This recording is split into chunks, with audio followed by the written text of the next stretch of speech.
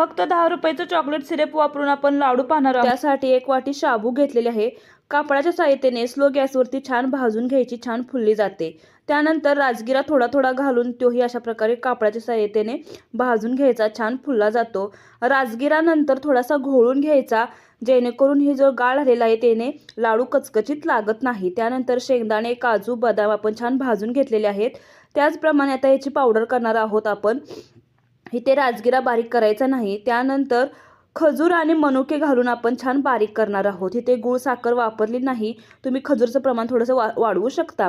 अर्धी वाटी तूप घेतलेलं आहे। त्यानंतर सर्व पावडर आणि राजगिरा, त्याचप्रमाणे बारीक केलेली खजूर, मनुके आणि वेलची, सुंठ, जायफळ यांची पावडर घातलेली आहे वासात। त्याचप्रमाणे इथे चॉकलेट सिरप घातलेला आहे। फक्त 10 रुपयाला हा साचा मिळतो आणि अशा प्रकारे मिक्स करून लाडू वळून घेतलेले आहेत। तयार आहेत आपले चॉकलेट लाडू। आणि जुगाड रेसिपीला जरूर सबस्क्राईब करा।